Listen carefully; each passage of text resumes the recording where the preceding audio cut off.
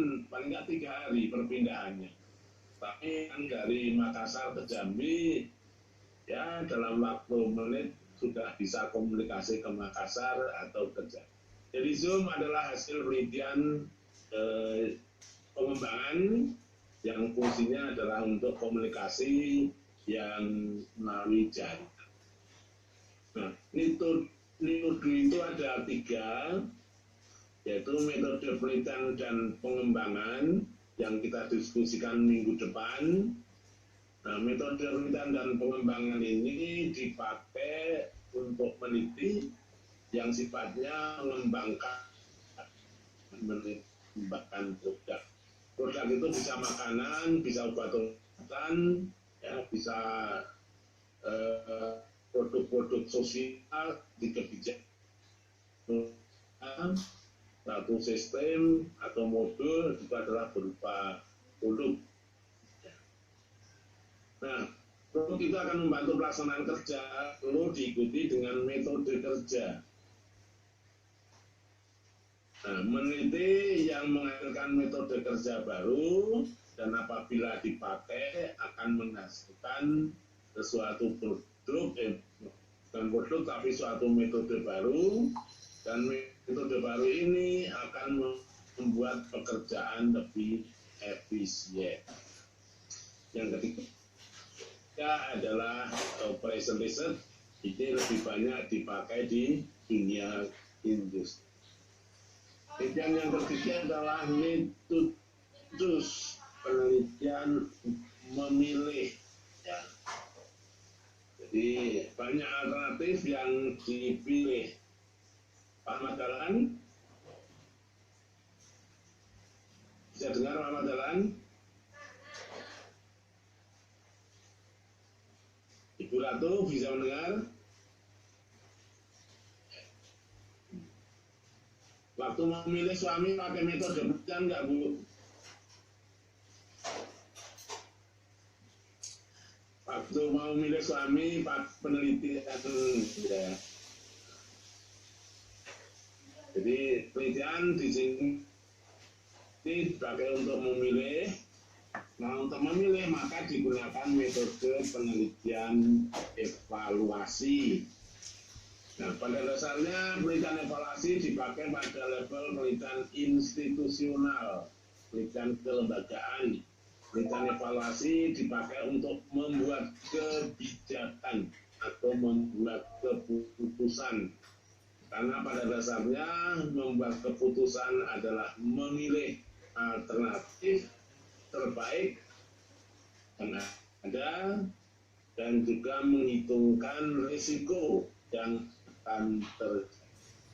Nah, sebenarnya kalau Bapak Ibu sudah memahami pohon ilmu ini, untuk penelitian lapangan sudah cukup lengkap. Mudah-mudahan dengan mengikuti kegiatan 9 kali ini, ya, nah ini kita pahami semua. Buku-buku yang saya tulis adalah didasarkan pada pohon ilmu yang telah ada tadi. Nah, ini sudah masuk.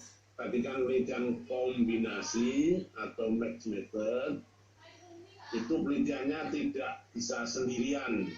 Untuk bisa memahami mixed method, ini kan penelitian yang menggabungkan metode kuantitatif dan kualitatif. Jadi satu judul penelitian, ya, satu judul penelitian diteliti dengan 2 metode sekaligus. Jadi satu penelitian dengan 2 metode sekaligus. Nah, karena dengan 2 metode, maka harus memahami karakteristik setiap metode itu sendiri. Untuk paham metode kombinasi, maka harus paham dulu metode kuantitatif. Metode ini harus dipahami. Kalau ingin kombinasi, yang tadinya tidak senang dengan kuantitatif harus senang dan memahami. Karena kalau nggak memahami, tidak bisa menggabungkan. Yang kedua adalah metode kualitatif atau sebaliknya. Jadi dengan memahami dua metode, ya, itu belum cukup untuk bisa metode kombinasi.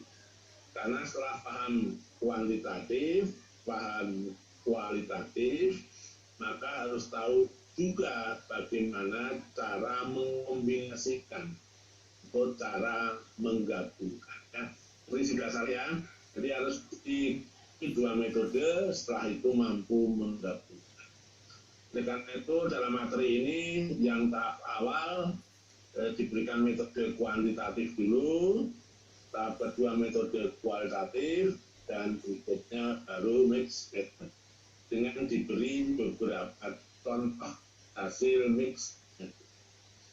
Bapak Ibu tadi sudah disampaikan oleh Ibu moderator bahwa nanti akan ada undian, ya, undian yang akan mendapat hadiah buku. Boleh memilih salah satu buku yang disampaikan tadi. Nanti ada 3 pertanyaan, ya, 3 pertanyaan. Karena ini kan sifatnya praktis, juga ada pertanyaan-pertanyaan yang praktis, ya, yang sifatnya untuk memahami lebih dalam tentang mix method. Tadi disampaikan oleh Ibu moderator, jadi nanti saya bertanya, ya, lalu peserta menjawab dengan tulisan. Ya, jawab dengan tulisan, maka Bapak Ibu siap kertas untuk menulis. Nah, setelah jawaban itu ditulis, lalu difoto, lalu di WA-kan ke panitia. Mungkin panitia sudah beritahu nomor untuk WA jawaban ya Bu, nanti disampaikan. Iya Pak. Ya, jadi jawabannya difoto, lalu di WA ke panitia, dan nanti yang mendapatkan hadiah atau yang nasib baik tadi adalah pertama yang tercepat mengirimkan. Kalau tercepat salah, ya belum jawab tadi ya, dipilih yang kedua. Kalau yang kedua benar, berarti yang dipilih adalah jawaban yang kedua dan benar. Ya, jadi ukurannya adalah kecepatan dan jawaban yang benar. Oke, kita lanjutkan. Ini bukunya adalah metode kuantitatif tadi, mengembangkan ilmu melalui pembuktian pemikiran. Kualitatif mengembangkan ilmu melalui eksplorasi atau menggali. Ini metodenya karena buku banyak sekali dibajak sehingga sampulnya sudah diganti oleh yang itu. Ini bidang pendidikan. Bapak Ibu, kalau sulit itu di Makassar itu sering sulit dulu, juga di Jambi cari buku. Kan? Kalau Bapak Ibu cari buku di sekitar kota sulit, maka bisa langsung ke penerbitnya. Nah, di situ ada alamat atau kontak personnya di dengan nomor 821 2857 5721 0821 2857 5721.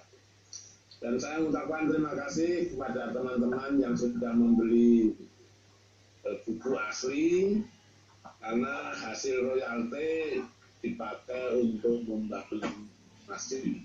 Alhamdulillah, mohon doanya ini sudah 75% selesai. Di sejak awal saya sampaikan, intinya penelitian itu memperoleh data. Dan data penelitian itu indikatornya adalah valid, reliable, dan objektif. Valid menunjukkan derajat ketepatan antara data yang sesungguhnya terjadi dengan yang dilaporkan oleh peneliti. Jadi kalau peneliti itu melaporkan sesuai dengan apa yang terjadi, itu menunjukkan validitas. Reliabilitas adalah bahwa data yang dilaporkan itu data ya, dari responden yang memberikan informasi secara konsisten. Reliable itu kebalikannya adalah mintra-mintri. Kalau informan memberikan data yang mintra-mintri, itu berarti datanya tidak reliable. Nah, objektif adalah disepakati, disetujui oleh banyak orang. Sehingga banyak orang yang menyetujui data itu, maka data tersebut menjadi data yang objektif. Menurut data yang diperoleh tujuan secara umum, ada penelitian yang hanya menggambarkan apa yang terjadi. Ya, misalnya hari-hari ini hujan, ya, mungkin menggambarkan kondisi banjir. Tujuan level lebih tinggi membuktikan berarti adanya keraguan terhadap ilmu, terhadap produk, terhadap metode yang telah ada. Maka oleh peneliti dibuktikan. Dan lebih tinggi lagi adalah penelitian yang sifatnya mengembangkan. Mengembangkan berarti memperbaiki, menyempurnakan terhadap produk yang sudah ada, dan juga menyempurnakan terhadap ilmu atau metode yang sudah ada. Nah, penelitian lebih tinggi lagi kalau sifatnya discovery, yaitu menemukan. Kalau menemukan itu barangnya ada, tapi belum dapat diungkapkan oleh peneliti. Jadi barangnya itu masih terpendam. Dan penelitian yang lebih tinggi nilainya kalau sudah bisa menciptakan atau invention. Menciptakan berarti membuat teori baru, produk baru. Ini level-level penelitian. Nah, untuk S3 itu adalah menemukan atau menciptakan. Sedangkan S2 itu mengembangkan, dan S1 adalah membuktikan. Nah, melalui tujuan penelitian itu, hasilnya bisa berupa ilmu, kuno, berupa tindakan atau produk, itu adalah studi. Dan dari ilmu dan produk itu dapat dimanfaatkan untuk memahami masalah. Apa masalahnya? Penyakit COVID kok tidak pergi-pergi dari Indonesia? Ya, untuk sementara ada yang bilang tidak pergi-pergi karena ada unsur bisnisnya, sehingga kalau hilang bisnisnya macet. Dan juga unsur politiknya, karena dipolitisasi sehingga diharapkan COVID itu tetap ada. Itu kemungkinan makna yang terjadi. Yang kedua, penelitian untuk memecahkan masalah. Ini tujuan yang paling banyak. Kita punya masalah, lalu diteliti, tahu obatnya, obat diimplementasikan, sehingga masalahnya menjadi berkurang. Itu adalah untuk antisipasi masalah. Antisipasi itu mengupayakan agar sesuatu tidak terjadi. Di Indonesia, penelitian ini lebih banyak memecahkan masalah daripada antisipasi masalah. Banjir akibat dari hutan yang gundul. Hutan ini banyak juga yang terbakar atau dibakar.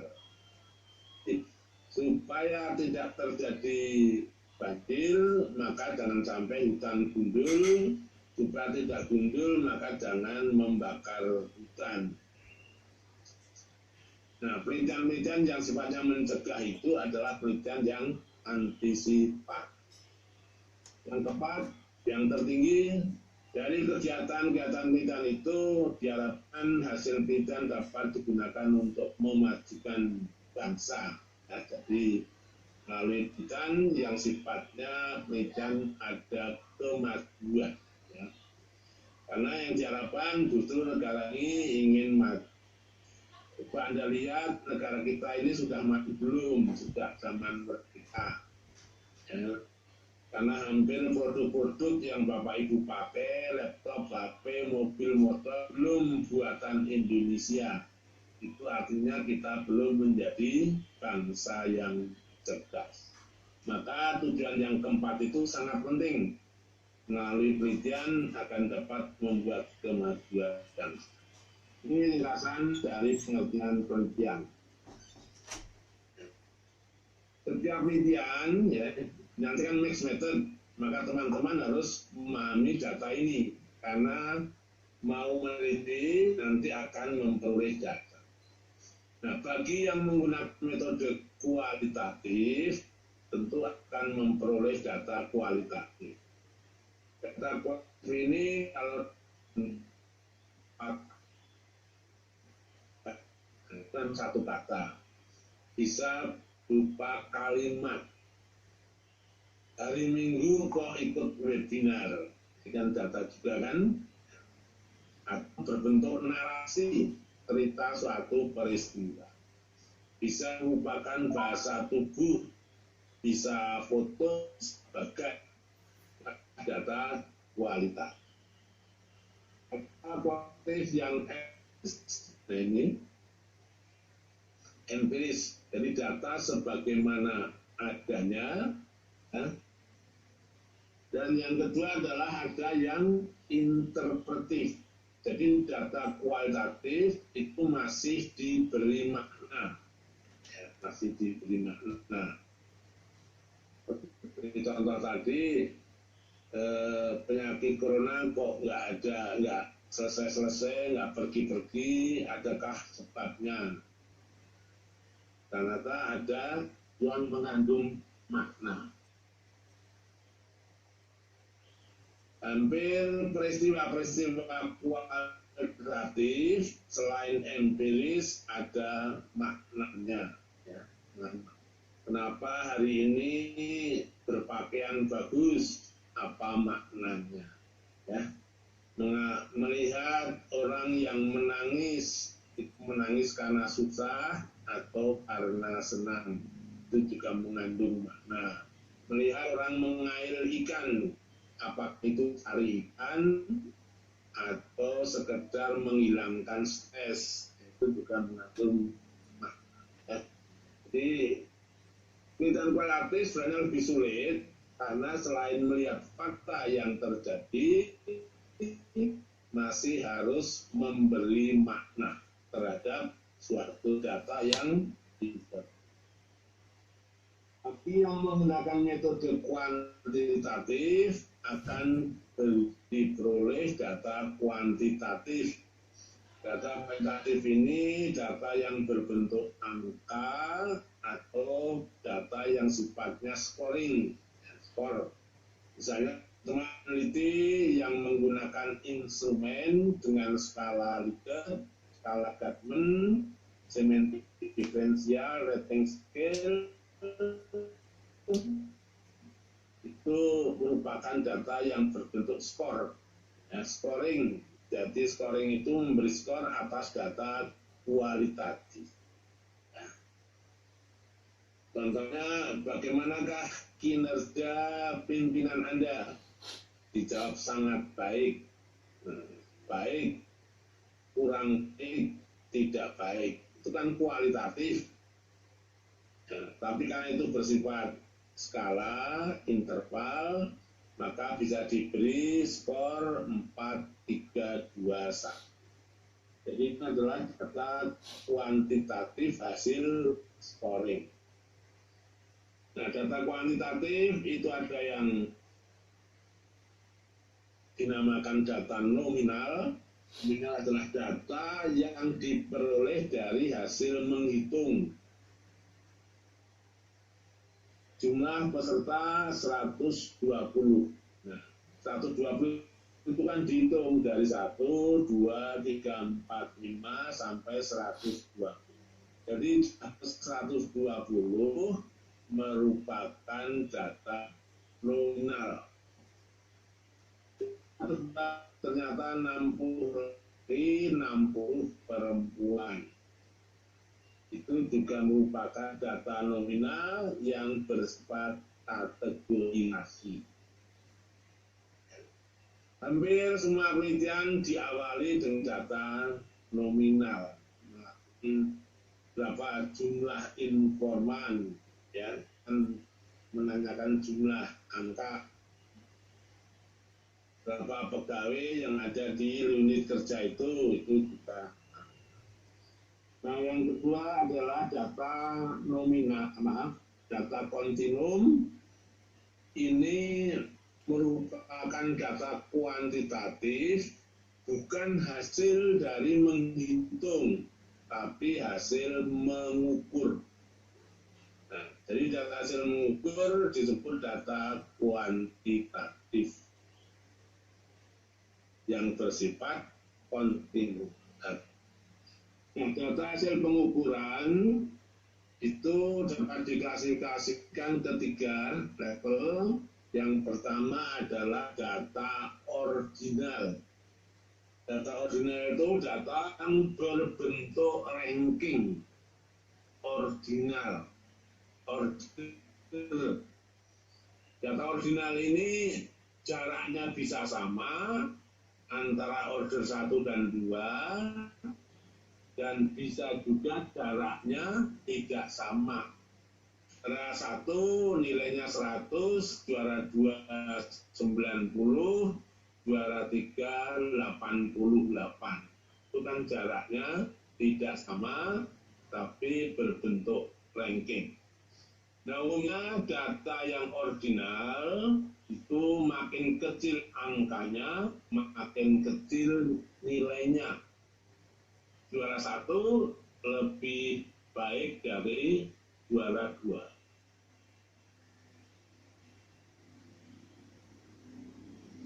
Yang kedua adalah data interval. Data interval ini data yang jaraknya sama. Teman-teman, dalam bulan-bulan ini setiap hari kalau ke suatu tempat yang asing diukur dengan termometer suhunya, ya, dengan termometer.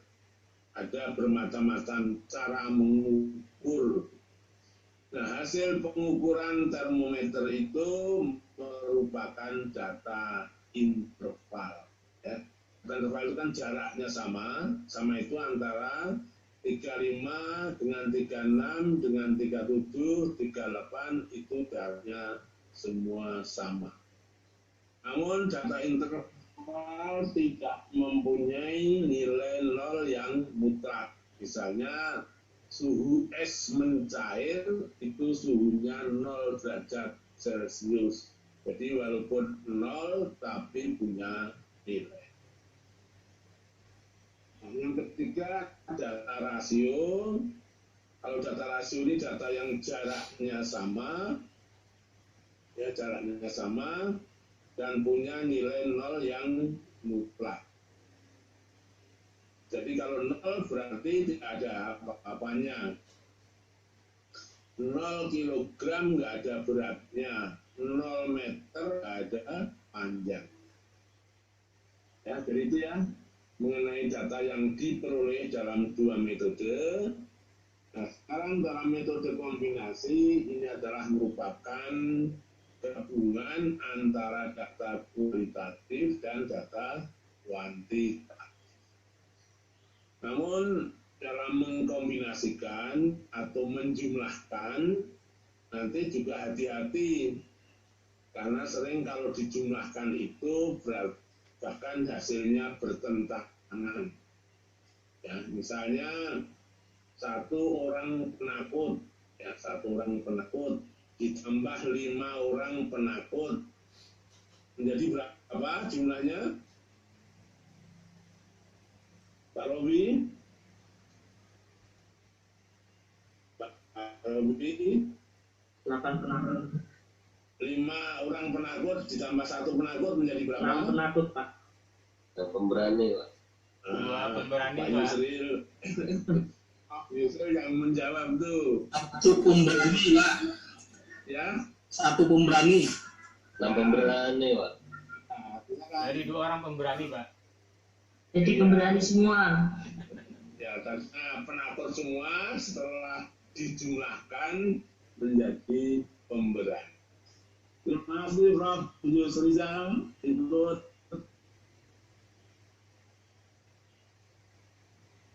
lagi.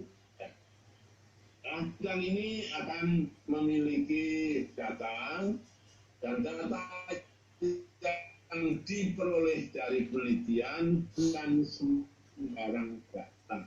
Data satu yang memiliki nilai validitas, baik kualitatif maupun kuantitatif, validitas data diperlukan. Hanya istilah validitas di kuantitatif sama kualitatif itu berbeda.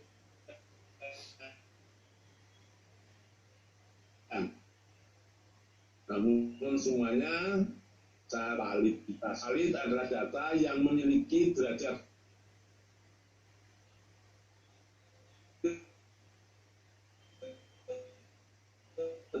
ketepatan dengan yang kualitatif. Salah satu syarat, ini kan salah satu syarat untuk memperoleh data yang valid, salah satunya adalah instrumennya harus teruji validitas dan reliabilitas. Harus teruji validitas. Namun instrumen yang valid belum tentu menjamin datanya valid, ya. Karena apabila memiliki instrumen yang valid, cara menggunakannya salah, analisisnya salah, maka bisa juga akan menghasilkan data yang tidak valid. Namun demikian, validitas instrumen merupakan salah satu syarat utama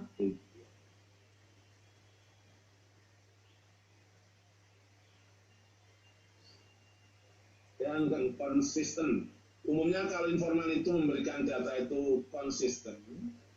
Ajek kemarin menyatakan biru, sekarang biru, besok biru, berarti itu data yang konsisten.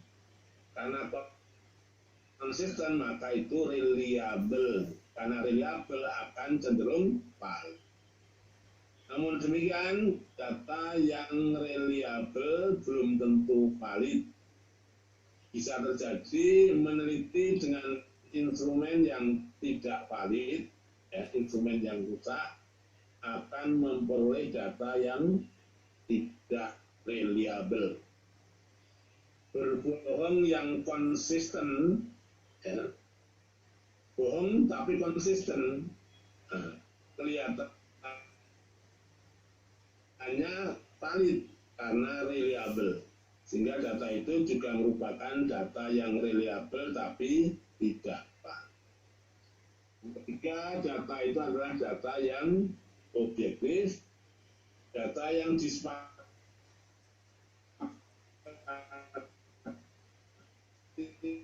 oleh orang banyak. Nah, untuk memperoleh data yang objektif itu penelitiannya dilakukan pada, jadi objektif atau informannya itu jumlahnya semakin banyak. Ya, Bapak Ibu, tentang kriteria data dalam penelitian. Nah, ini mengenai penelitian tadi sudah disampaikan, dari bersifat menggambarkan, membuktikan, mengembangkan, menemukan, dan menciptakan. Walaupun membuktikan, bisa juga levelnya menciptakan. Tapi yang dibuktikan bukan teori yang sudah ada. Yang dibuktikan adalah pemikiran baru.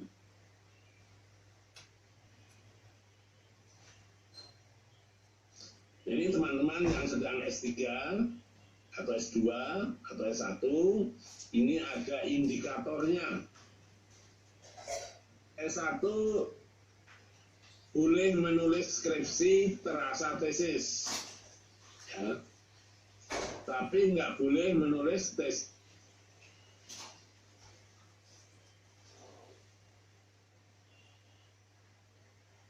penelitian S1, level penelitian S1 adalah mengaplikasikan iptek, menerapkan iptek. Sehingga fokusnya adalah nanti pada penelitian yang sifatnya membuktikan teori yang sudah ada. Misalnya dengan metode kuantitatif.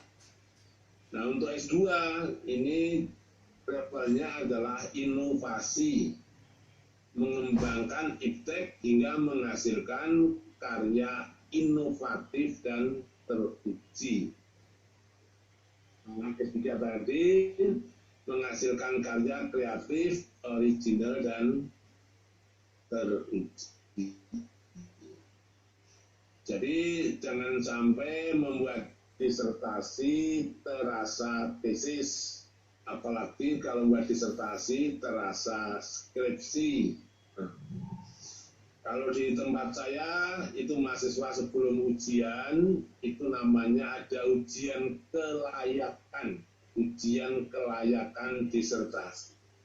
Kelayakan itu terutama dilihat dari apakah disertasi itu sudah layak dengan indikator yaitu kreatif, jadi membuat sesuatu yang baru.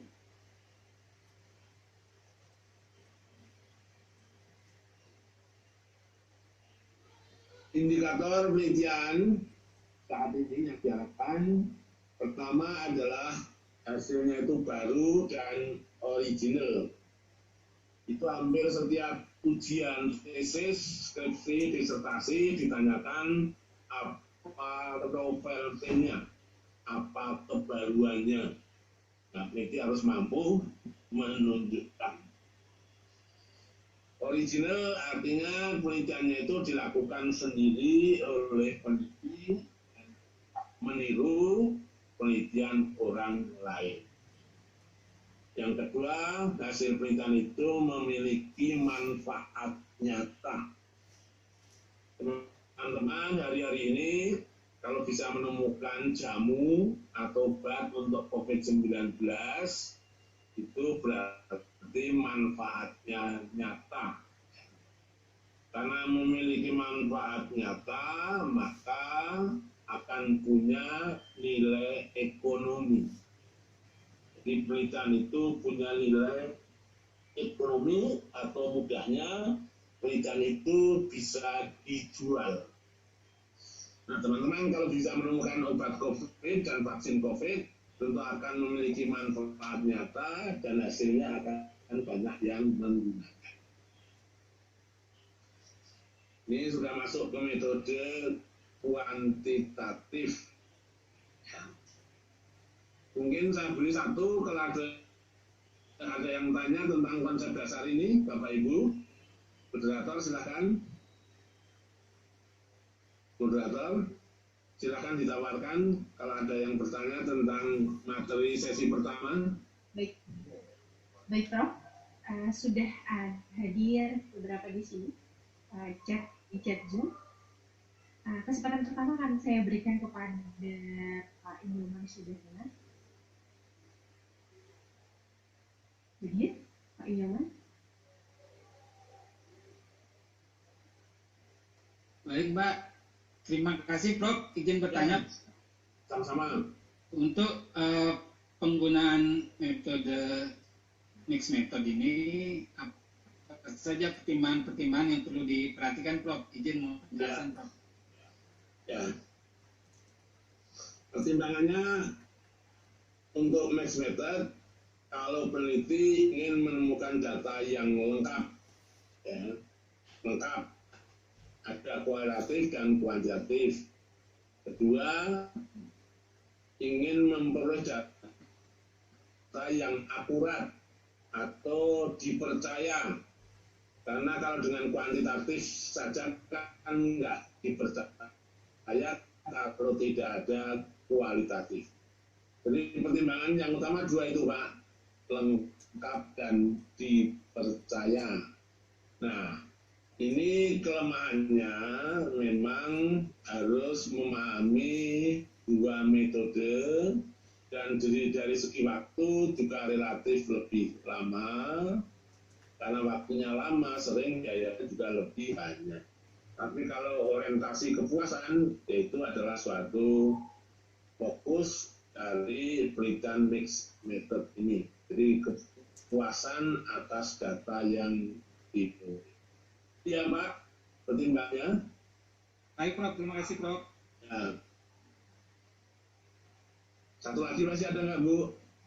Ada Bapak, sesuai dengan urutan di chat Zoom, sekalian Bapak Ibu Saputra, mohon maaf, dari Universitas 11 Maret, iya.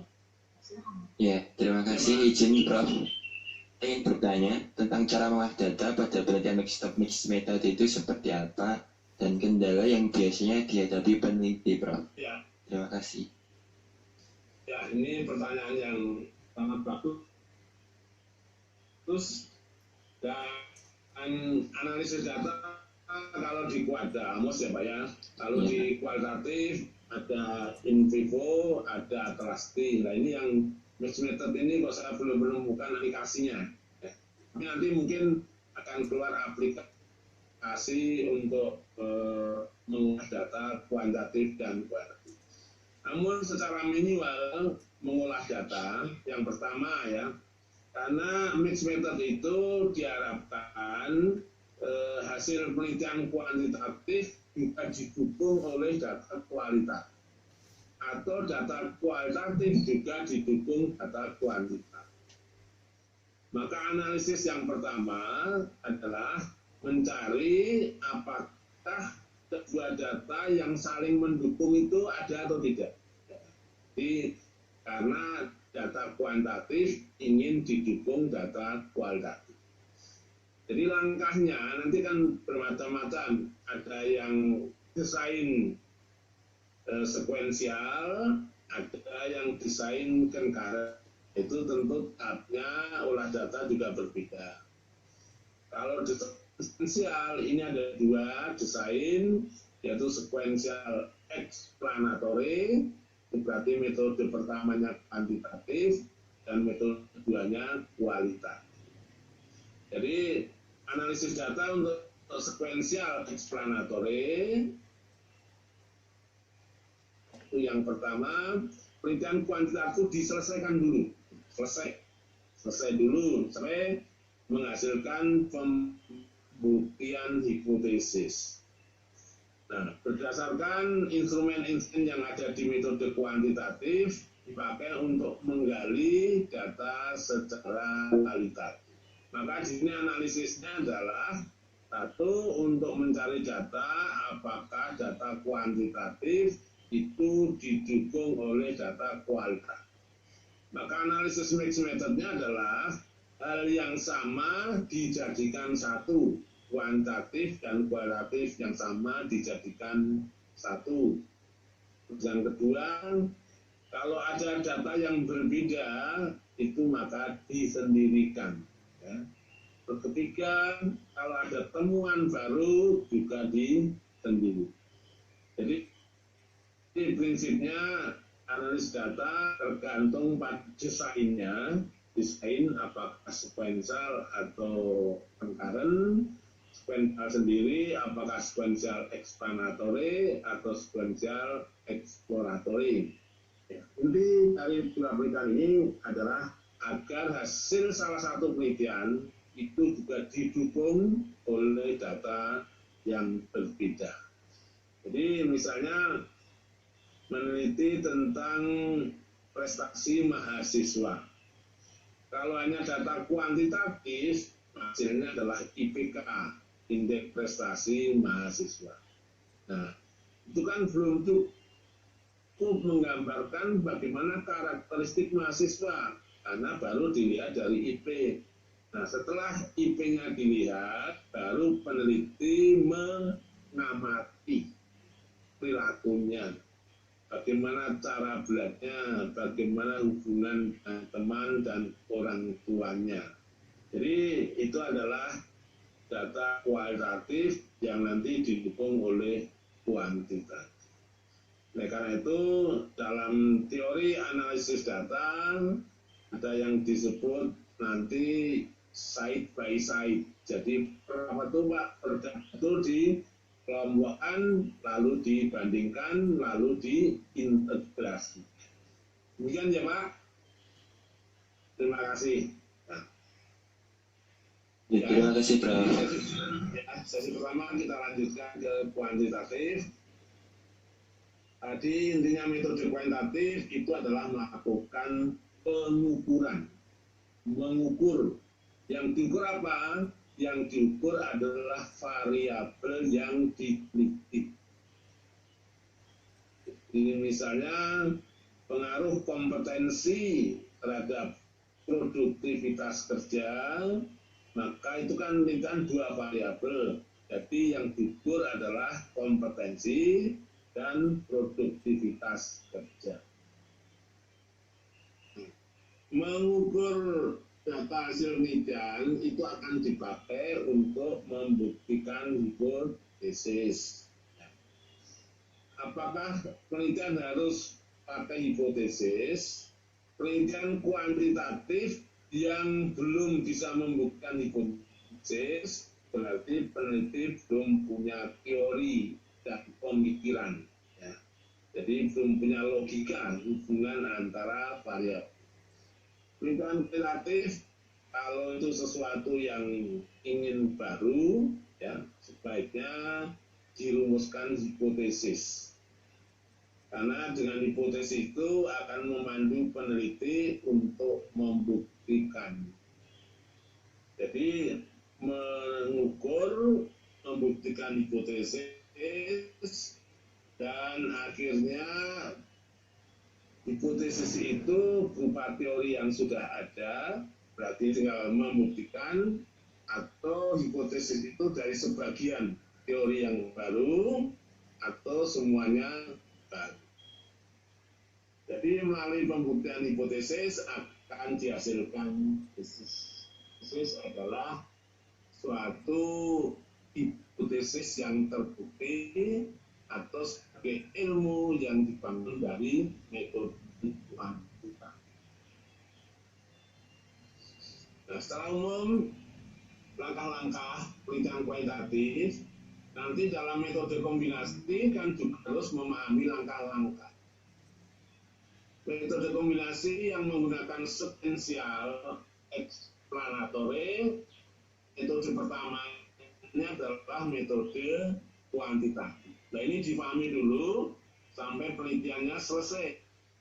Pertama, penelitian kuantitatif berangkat dari permasalahan. Nah, permasalahan itu terdiri atas ada latar belakang masalah, ada identifikasi masalah, dan ada batasan masalah. Nah, jadi ini awal dari penelitian kuantitatif. Namun juga setiap penelitian tidak harus berangkat dari masalah, karena penelitian itu bisa berangkat dari potensi. Potensi adalah segala sesuatu apabila dioptimalkan akan memperoleh nilai tambah.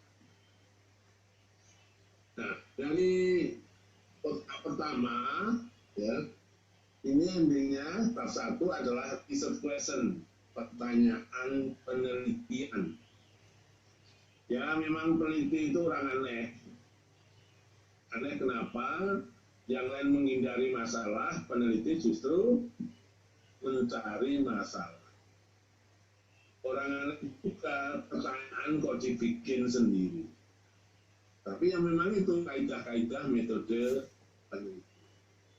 Nah, rumusan masalah yang berupa pertanyaan itu sebelum dibuktikan akan dikaji dengan teori.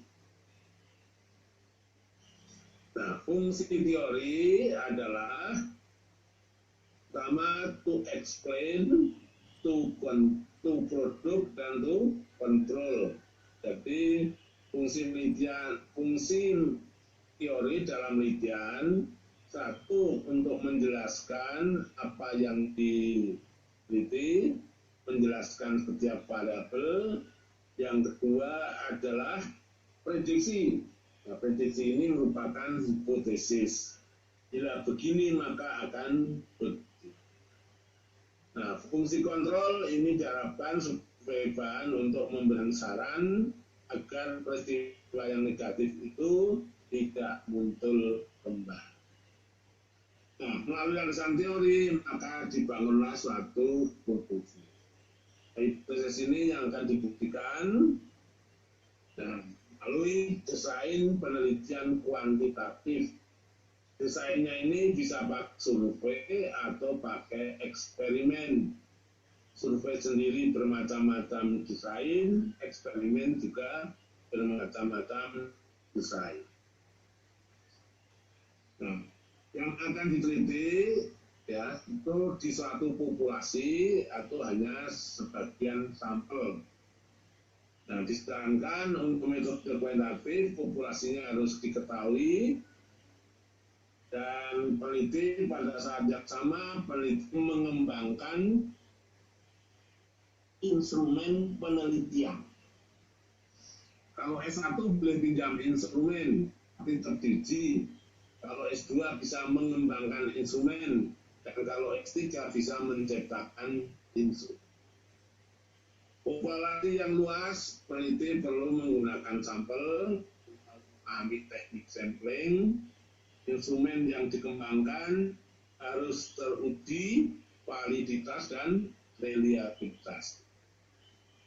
Setelah instrumen teruji dan sampel ditetapkan, langkah berikutnya adalah teknik pengumpulan data. Teknik pengumpulan data merupakan inti kegiatan dari penelitian lapangan. Mengumpulkan data di lapangan. Di pandemi ini karena masih sulit untuk ke lapangan, hingga sering pengumpulan data ke lapangan tidak dilakukan secara tatap muka, tapi bisa juga dilakukan dengan jaringan berbasis jaringan. Nah, data yang terkumpul selanjutnya dianalisis, ya. Kalau metode kuantitatif ini menggunakan analisis statistik, ada statistik deskriptif, ada statistik inferensial. Statistik inferensial ada statistik parametris dan non parametris.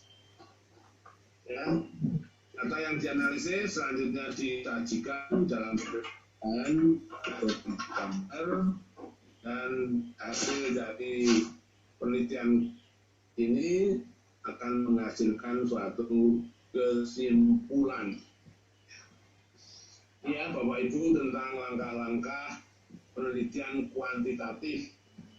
Sehingga sebelum ke mixed method, ini langkah-langkah ini dipahami dulu.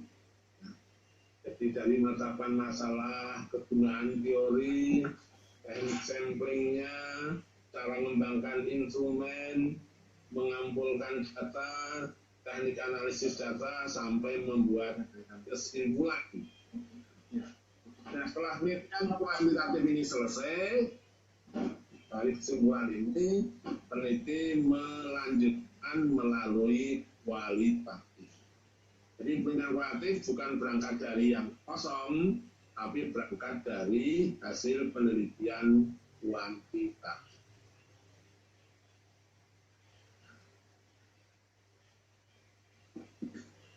Biasanya di bab 1 ya, penelitian kan berangkat dari masalah. Masalah itu adalah masalahnya variabel dependent. Jadi misalnya pengaruh kompetensi terhadap kinerja pegawai, maka yang menjadi masalah adalah masalah variabel dependent. Ya, dalam hal ini variabel dependennya adalah kinerja pegawai. Nah, masalah variabel independen, masalahnya berangkat dari variabel dependen, masalah itu perlu ditunjukkan dengan data lapangan. Misalnya kinerja pegawai yang rendah dibuktikan dengan absennya yang banyak, terlambat masuknya banyak. Tidak dilihat dari hasil kerjanya tidak memuaskan. Bisa dilihat dari produktivitas. Variabel dependen itu ditetapkan masalahnya, maka selanjutnya akan ada identifikasi masalah. Ya. Jadi identifikasi masalah itu adalah merupakan identifikasi terhadap masalah-masalah yang terkait dengan variabel dependen. Nah, ini variabel dependennya. Dan karena jumlah variabel dipakai, maka peneliti membatasi variabelnya, yaitu muncul dua rumusan masalah. Jadi dua rumusan masalah itu adalah mengambil sebagian dari yang telah diidentifikasi. Berdasarkan paparan masalah, selanjutnya dibuat menjadi judul penelitian.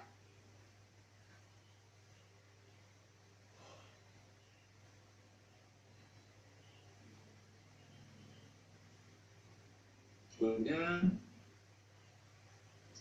metode kuantitatif itu ada metode eksperimen. Ini merupakan metode yang dipakai untuk meneliti melalui percobaan. Nah, makanya metode eksperimen ini merupakan metode penelitian kuantitatif di mana penelitiannya dilakukan dengan percobaan.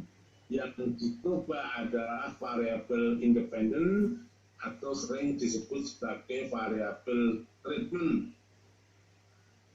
Ya, misalnya akan eksperimen pengaruh minum jahe terhadap anti corona, terhadap imunisasi penyakit corona. Sehingga variabel independennya adalah minum jahe. Minum jahe saja kan nanti tentu ada takarannya dan ada frekuensinya minum. Itu sebagai pertimbangan. Jadi intinya ingin mengetahui seberapa tinggi pengaruh minum jahe terhadap imunisasi. Itu adalah metode survei. Kalau metode survei ini merupakan metode penelitian yang digunakan untuk menggali sikap atau pendapat, atau persepsi terhadap suatu fenomena. Fenomena itu bisa yang lalu, sekarang, atau yang akan datang.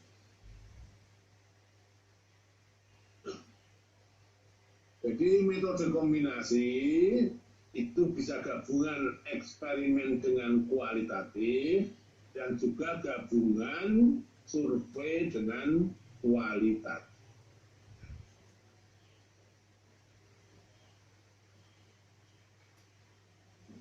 Kalau metode eksperimen menurut Tuckman, ini ada 4 desain utama. Ada pre-experimental design, ada true eksperimen, dan ada quasi factorial eksperimen dan quasi eksperimen. Nah, peneliti nanti bisa memilih salah satu desainnya. Nah, misalnya untuk pre-experimental design, ini ada yang one shot case study, ini desainnya. Jadi ada kelompok diberi treatment lalu diukur hasilnya. Sebagai contoh, hari ini Bapak Ibu mengikuti treatment yang berupa pembelajaran metode penelitian. Nah, setelah itu diberi post test seberapa jauh materi yang bisa diterima oleh para peserta. Yang kedua, one group pretest post test. Ini sering disebut dengan before after atau pretest post-test. Ini penelitiannya dilakukan dengan pada tahap pertama ada sebelum ditreatment dilakukan pretest, dan setelah ada treatment dilakukan post-test. Sehingga hasil dari pengaruh treatment dilihat dari gene score-nya, skor nya atau gene score-nya. Yang kedua ada impact group comparison. Desainnya seperti ini. Kalau ini bukan before after, tapi mengambil satu kelompok yang dieksperimen, termasuk kelompok eksperimen, dan yang kedua adalah kelompok kontrol yang tidak ada treatment. Pengaruh dari treatment adalah O1 dikurangi O2. Ini dikatakan true eksperimen karena ini eksperimen yang sungguh-sungguh. Nah, apa yang membedakan eksperimen yang sungguh-sungguh dengan pre dan quasi eksperimen? Bedanya terletak pada desainnya. Kalau dalam kelompok eksperimen, ya,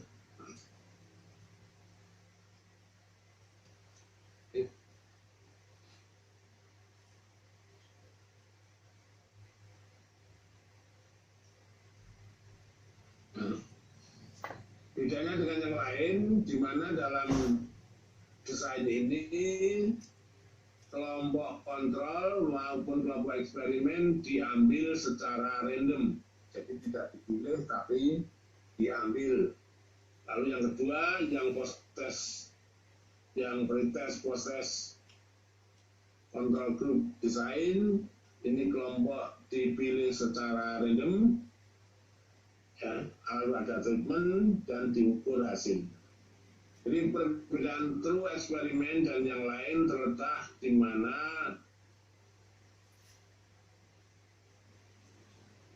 kelompok eksperimen maupun kelompok kontrol itu diambil secara random. Ini model yang ketiga disebut quasi eksperimen. Karena sering dianggap sulitnya mencari kelompok kontrol dan eksperimen, peneliti menggunakan desain yang lain yang disebut dengan time series design. Di sini intinya adalah mengetahui apakah treatment itu berpengaruh positif atau berpengaruh negatif. Ini yang metode survei.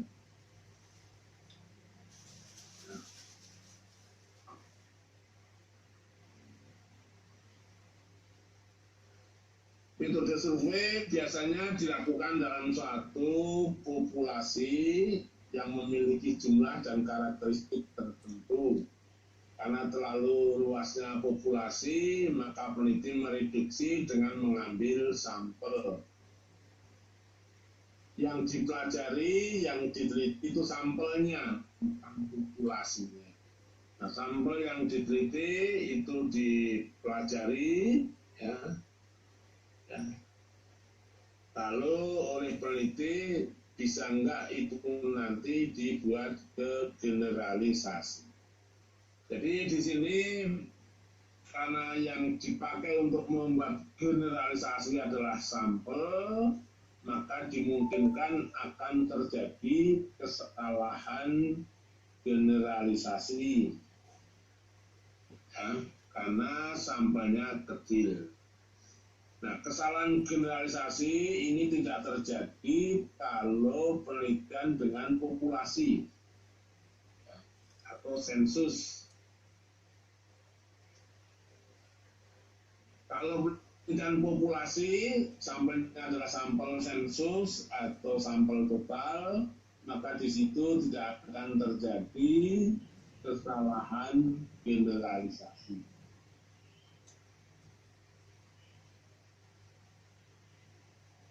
Nah, umumnya peneliti kuantitatif ada variabel independen dan dependen. Nah, sering variabel independen ini kerjanya dipengaruhi oleh variabel lain yang disebut dengan variabel moderator.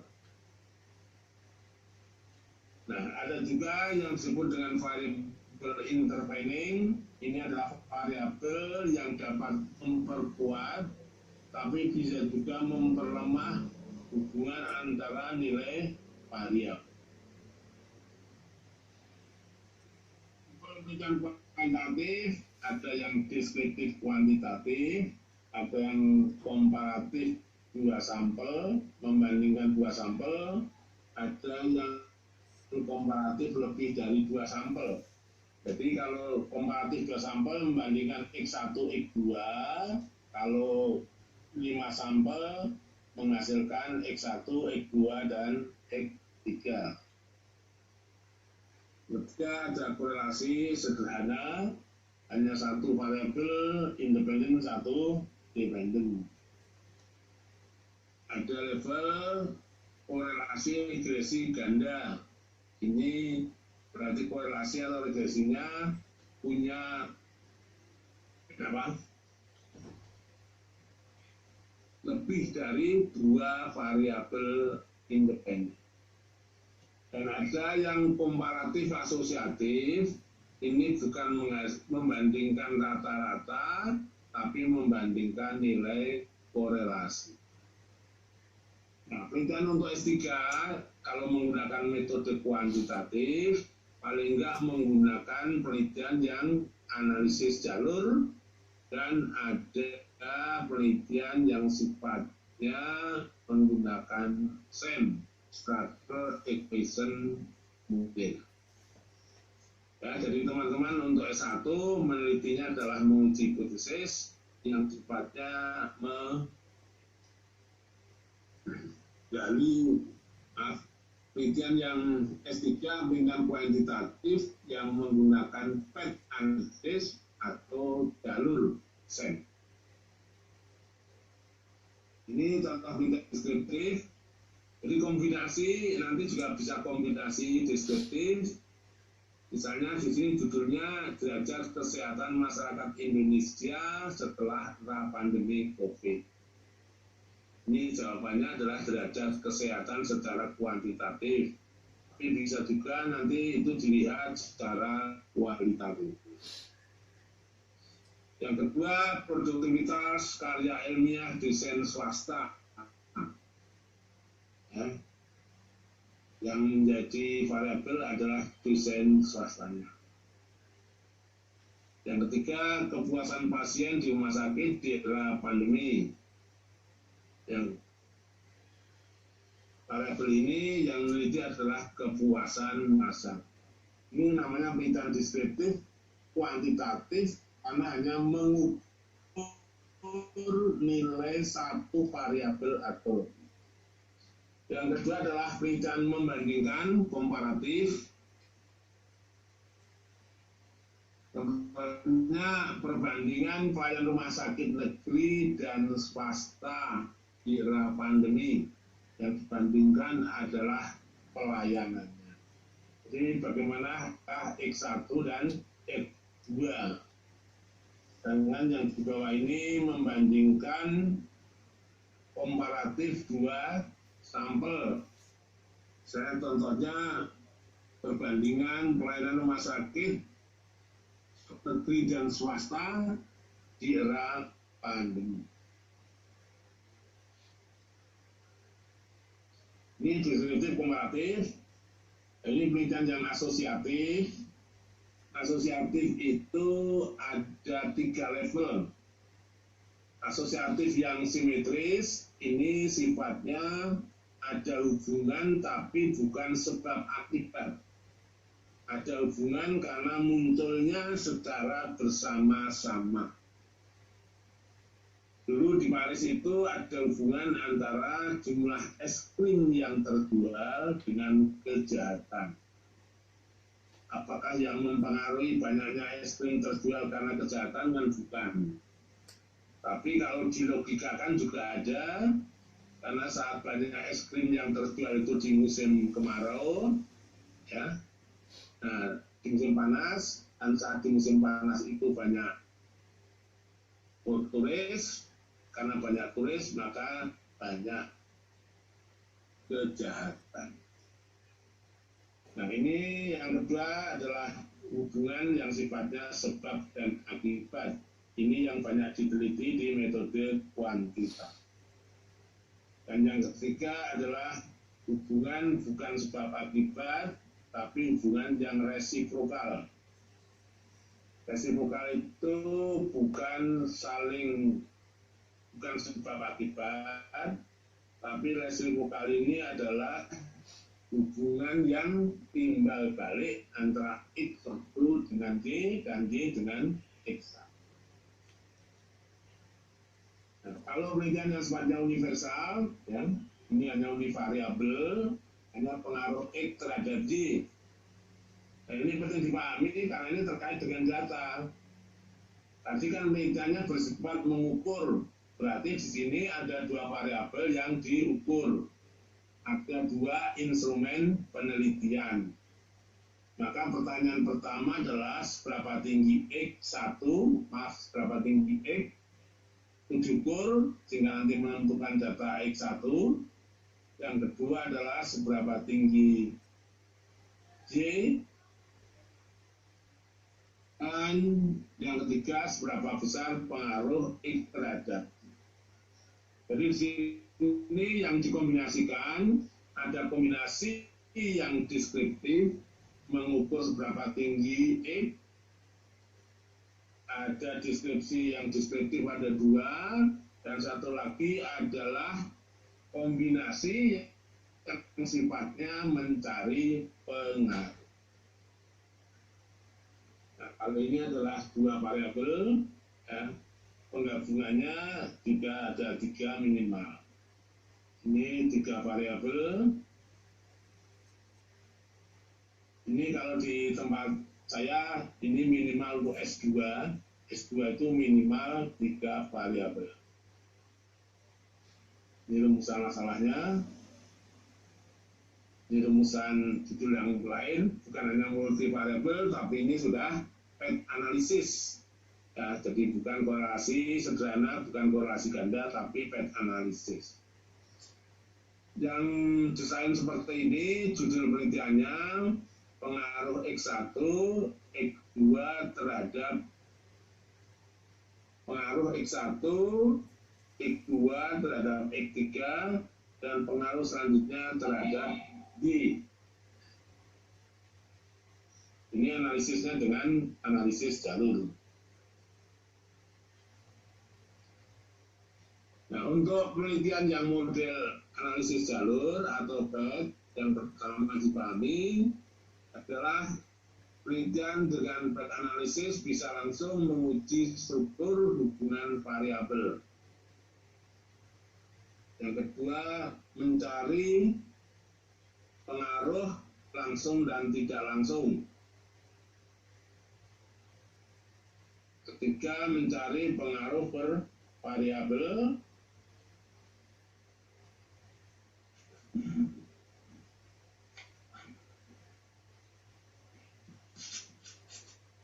Ya.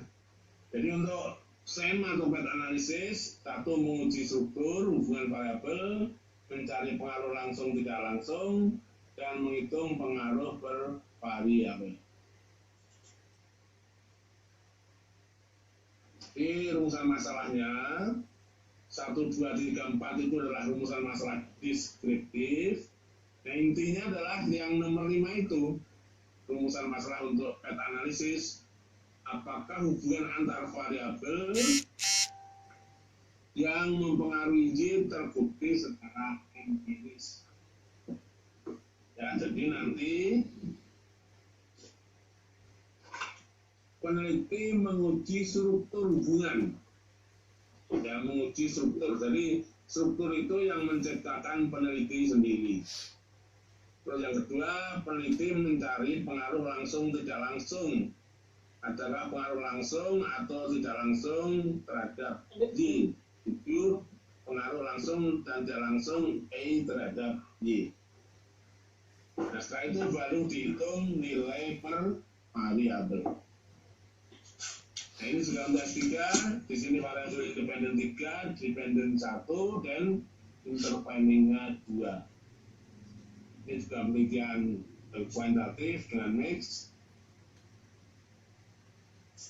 Sekarang teknik sampling, ya. Jadi yang saya sampaikan tadi adalah desain penelitian baik eksperimen maupun melalui survei.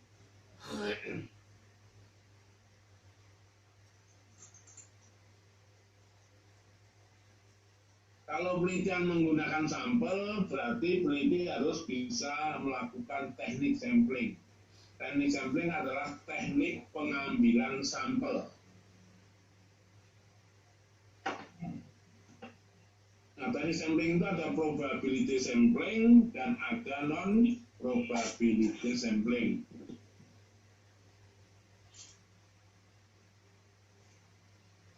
Apa yang dimaksud dengan probability sampling? Mbak Stevi tahu? Halo, Stevi? Stevi Andayani? Tahu nggak probability sampling? Ya. Apa probability sampling? Kurang tahu, Pak. Kurang tahu.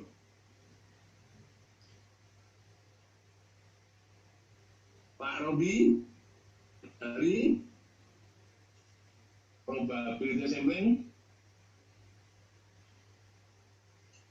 Belum tahu Pak, belum paham, belum begitu paham Pak. Saya Pak. Halo. Halo. Teknik sampling diambil secara acak Pak. Acak. Ya. Saya Pak, pengambilan sampling yang memberikan peluang yang sama bagi unsur. Prof, nambah Prof. Ya, Bu. Ya. Probability sampling itu bahwa setiap subjek yang ada dalam populasi yang akan dipilih tersebut mempunyai kesempatan yang sama untuk terpilih atau tidak terpilih. Begitu, Prof. Ya, bagus. Berarti lengkap. Nah, penelitian kuantitatif itu cenderung menggunakan probability sampling. Kalau yang pertama ini apa Bu Ratu? Sample random.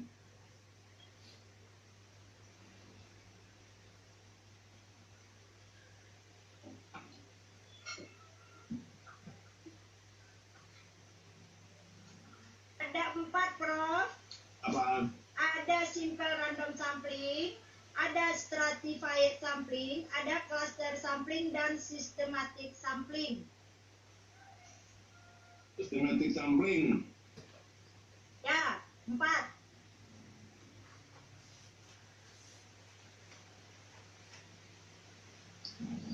Prof, saya kok pernah mendengar ada PPI Prof. Apa Bu? Saya pernah mendengar ada namanya PPI, proportional probability sampling. Ya. Ini maksudnya gimana? Masuk mana maksud saya? ya kita jelaskan ya satu persatu. Jadi probability sampling tadi sudah disampaikan memberi kesempatan sama untuk dipilih dan tidak dipilih menjadi sampel. Ya, simple random itu adalah karena simple kan dianggap sederhana. Ini maksudnya adalah bahwa seluruh anggota populasi itu dipandang homogen. Seperti dalam pemilihan umum, one man, one vote, baik itu yang jenderal maupun yang SD, itu sama nilainya. Itu simple random. Nah, ada juga stratified random. Ini populasi itu berstrata dan bervariasi. Maka cara mengambilnya pun juga harus berbeda, yang memperhatikan strata dan memperhatikan variasi dalam sampel. Nah, area random Ini mengambil sampel berdasarkan atas wilayah, ya, atau sering disebut cluster random. Indonesia ada 34 provinsi, dari 34 provinsi itu mau diambil secara random provinsi mana saja. Ada istilah lain yang disebut dengan disproportionate stratified random sampling. Jadi stratified, ya, tetapi tidak sepenuhnya, karena di situ ada kelompok strata tertentu yang jumlahnya hanya sedikit, sehingga itu tidak diambil secara proporsional. Misalnya dalam kelompok dokternya ada 5, tapi S2-nya ada 300, S1-nya 500. Nah, yang 200 dan 500 itu kan diproporsionalkan. Tapi karena dokter itu hanya 5, maka diambil semua. Itu disebut dengan disproportionate stratified random sampling. Nah, sebenarnya sampling sistematis, ya Bu, sampling sistematis. Sampling sistematis, nama sistematis kan urutannya juga sistematis. Misalnya dalam diurutkan secara sistematis, yaitu nomor 1, nomor 5, nomor 10, nomor 15, nomor 25. Lalu peneliti menetapkan yang diambil adalah nomor kelipatan 5. Jadi 1, 5, 10, 15, 20, 25. Apakah itu random, Bu? Tidak. Itu sistematik sampling. Ya, sistematik. Tapi kan tidak random kan? Tidak, Bu. Tidak, Pak. Ya, mengambilnya sistematis tapi tidak random, karena sudah dipilih nomor kelipatan 5. Ya, ya. Iya. Nah, untuk yang non-probability sampling itu ada purposive sampling. Dinamakan purposive sampling karena sampel itu dipilih karena pertimbangan tertentu. Jadi seorang itu dipilih sebagai sampel karena ada pertimbangan. Pertimbangannya misalnya orang itu memiliki informasi yang luas atas objek yang diteliti, sehingga dalam menelitinya adalah memilih.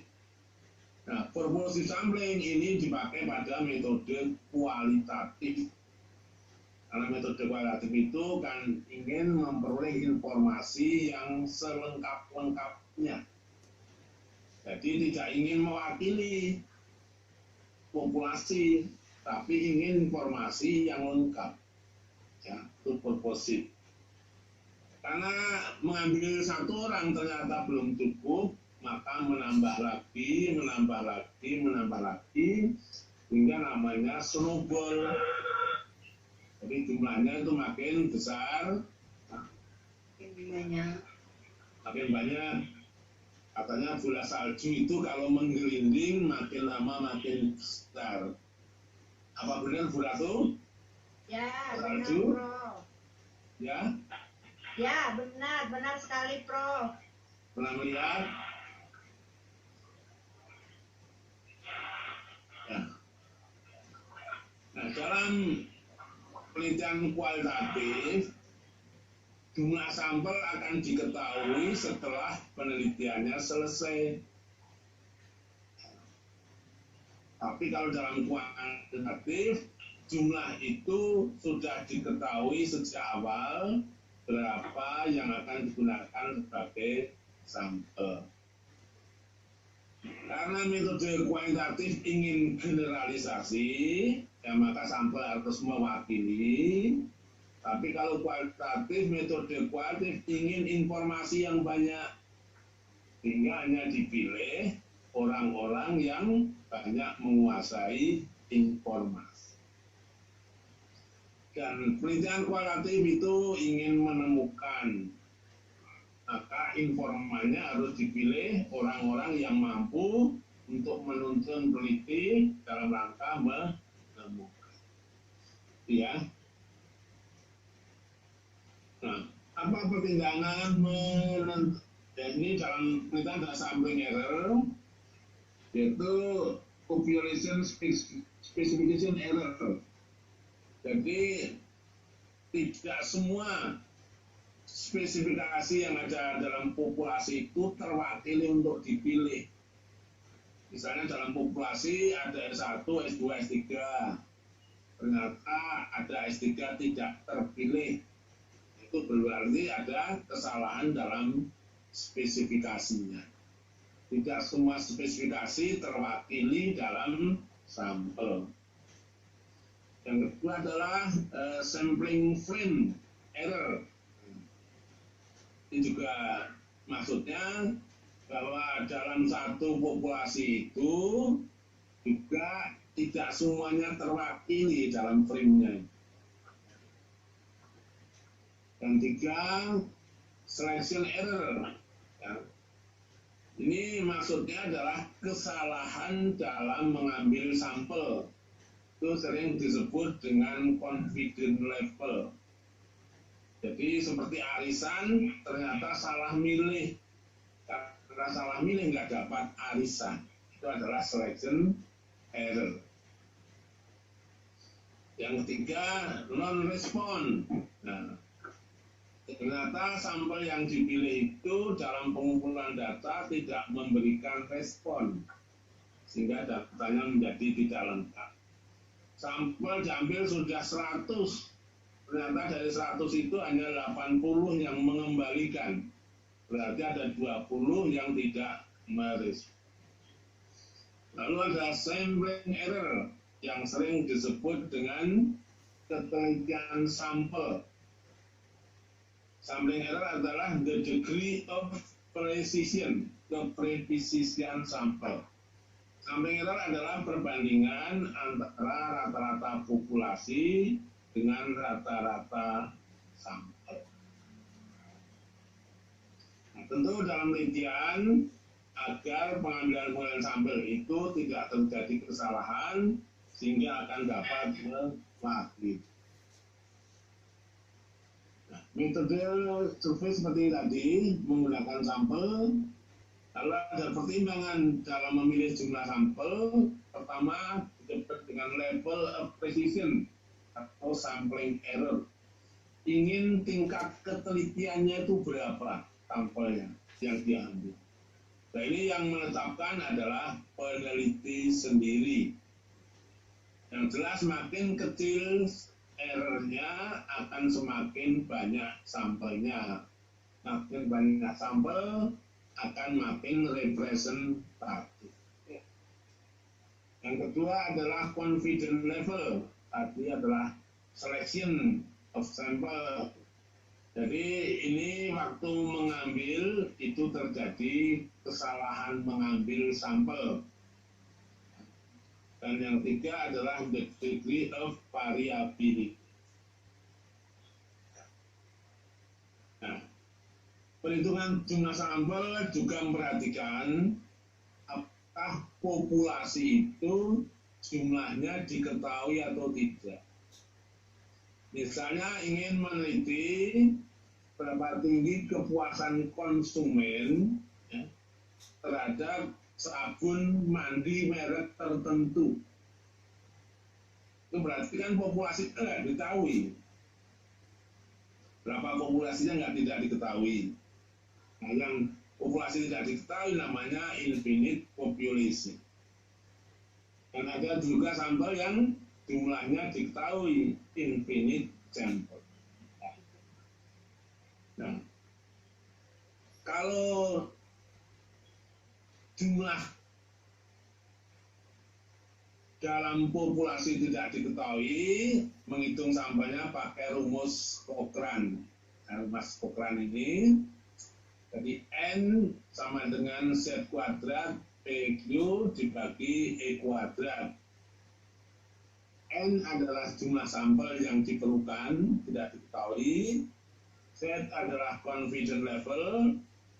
Kalau 5% itu 1,95.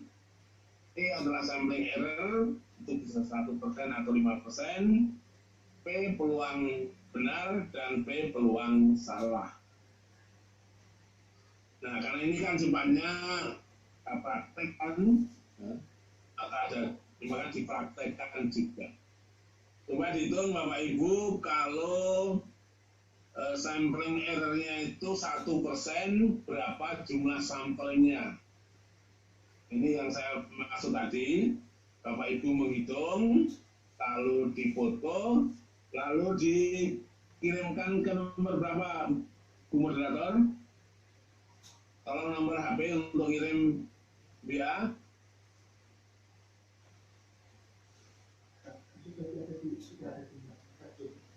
Halo. Sudah kami tampilkan. Ya, baik Prof, sudah ditampilkan di chat Zoom.